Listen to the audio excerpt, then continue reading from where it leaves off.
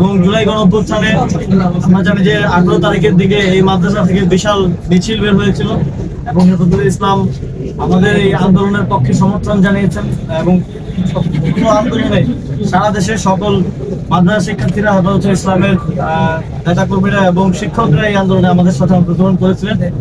সেই কৃতজ্ঞতার জায়গা থেকেও আমার জন্য প্রথমবারের মতো এখানে আসা এবং ওনাদের সাথে আমাদের এই রাজপথের যে সম্পর্ক তৈরি হয়েছিল, শুরু হয়েছিল, সেটা সামনের দিনে বাংলাদেশের কল্যাণের জন্য, জুলাই সনদ সহ গণভোটের রায় বাস্তবায়নের জন্য এবং আমাদের যে রাজনৈতিক লড়াই একটি সুন্দর বাংলাদেশ নির্মাণের জন্য, তার জন্য অব্যাহত থাকবে। এটাই আজকের প্রত্যাশা এবং এই জন্যই ওনাদের থেকে দোয়া চাওয়া এবং সৌজন্য সাক্ষাৎ করা। চাষিটা আমি একটা প্রশ্ন করি। আমার প্রশ্ন হচ্ছে, কিছুদিন আগে আমাদের পক্ষ থেকে একজন এমপি পীরজাদা হামজালা, তো উনি সংসদে একটা বক্তব্য দিয়েছেন, কাদিয়ানীদের খতনবোধ, কাদিয়ানীদের অমুসলিম ঘোষণা দাবিতে একটা বক্তব্য দিয়েছেন। সেই বক্তব্যের প্রেক্ষিতে আপনাদের এনসিপির পক্ষ থেকে কতটুকু সমর্থন আছে? আমি কিন্তু সেই বক্তব্য অধিবেশন দেখার সময় আমাদের হাসানাত আব্দুল্লাহ ভাই, উনি আমাদের এমপি মহোদয়, ওনার পাশের সিট ওনার, তো সেই জায়গা থেকে এনসিপির পক্ষ থেকে হাসানাত আব্দুল্লাহ ভাইয়ের থেকে কোনো সমর্থন পাইনি। তো সেই জায়গা থেকে আপনাদের পক্ষ থেকে আমি শুনতে চাই যে আপনাদের কতটুকু সমর্থন আছে খতনবোধ কাদিয়ানীদের মুসলিম ঘোষণা দাবিতে? আমাদের দলীয় আলোচনার ভিত্তিতে আমরা বলতে পারবো আমাদের যারা দায়িত্বশীল আছেন এই বিষয়টা আপনাদের কতটুকু প্রত্যাশা? আপনি সিটি কর্পোরেশন নির্বাচনের দিকে আগাচ্ছেন এবং সেই জায়গা থেকে মানুষের জনপ্রিয়তা কতটুকু পাচ্ছেন এবং সেই মাঠ গোছানোর একটা বিষয় বা দোয়া নেওয়ার কোনো বিষয় কি আছে কিনা আজকে? হ্যাঁ, অবশ্যই, যেহেতু নির্বাচনে অংশগ্রহণ করবো সেই জায়গা থেকে দোয়া নেওয়ার একটা বিষয় আছে।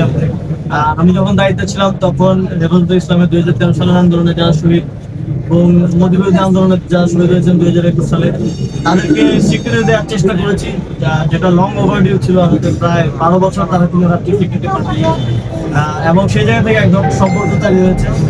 সেই জায়গা থেকেও সামনে যেহেতু রাজনৈতিক একজন রাজনৈতিক ব্যক্তিত্ব হিসেবে নির্বাচন করছি, ওনাদের দোয়াটা আমাদের জন্য অত্যন্ত গুরুত্বপূর্ণ এবং আমরা ইতিমধ্যে কাজ শুরু করেছি। সেক্ষেত্রে মানুষের অনেক সমর্থন পাচ্ছি, আমাদের প্রতি সমর্থন বরাবরের মতোই আছে।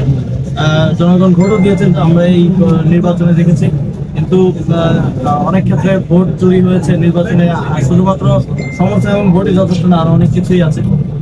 তো আমরা আমাদের জায়গা থেকে গণতান্ত্রিক লড়াই অব্যাহত রাখবো এবং আমাদের গণভোটের রায় বাস্তবায়ন সহ আরো রাজনৈতিক বিষয়গুলোতেও ওনাদের সহযোগিতা এবং সমর্থন আমরা প্রত্যাশা করি। বাংলাদেশের জনগণের জন্য সুন্দর বাংলাদেশ নির্মাণে আমাদের গুরুত্বপূর্ণ ভূমিকা, যেটা বিগত সময় ওনারা রেখেছেন, সেটা সামনের দিনে আমরা। চট্টগ্রাম সিটি কর্পোরেশন নির্বাচনে আমরা কিছুদিন আগে হাসপাতাল এসেছিলেন, সে জায়গায় ছোট্ট কিছু প্রশ্ন করা হয়েছিল, তো তিনি তার মতো সেটা সিটি কর্পোরেশন নির্বাচনে কে বা আপনাদের কারণ আমরা শুনেছি মঞ্জুর আলমকে এনসিপির আহ্বায়ক করা হবে চট্টগ্রাম মহানগরে এবং তাকে প্রার্থী করা হচ্ছে। আমাদের আমরা সার্চিং করছি সম্ভাব্য প্রার্থী কে হতে পারে জাতীয় নাগরিক পার্টি।